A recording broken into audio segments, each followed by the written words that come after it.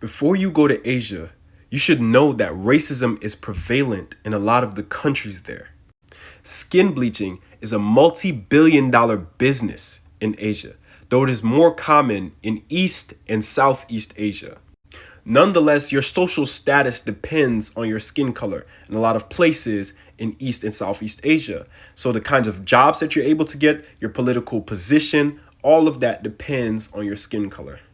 What's even worse is the actual indigenous people, the first people to settle on their land. Not only do they get pushed out of their land, but they also get made fun of for their way of life.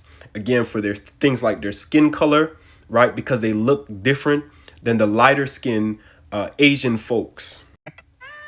One of China's leading geneticists confirms that all Chinese people can trace their genetic lineage back to Africa. What's interesting is that he originally set out to prove that Chinese people independently evolved, but the evidence forced him to change his position and admit the truth. I'm not sure. This is the part of East Asia they don't want you and to a Qing see. Dynasty soldier. I zoomed in on their faces. They have very dark complexions, but are typical of soldiers of that era. Here is another photo showing Chinese men and boys. Again, very dark complexions, very common for those times. Here's an interesting photo of an extremely tall man with other men all sporting dark complexions. I zoomed in on a couple. Okay, so now here's a photo of two traditional Japanese men from circa 1868. They obviously had dark skin. See, that's the part of East Asia that they don't want you guys to see. Look at these richly melanated Buddhas in the Mogao caves.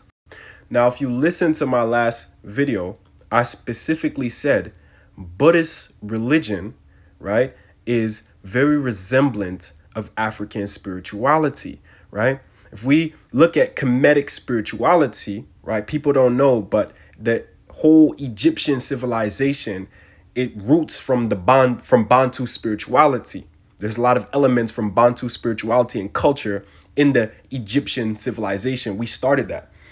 But again, all of the elements that you'll find in Buddhism, you'll find it in the Egyptian civilization long before Buddhism was ever a thing.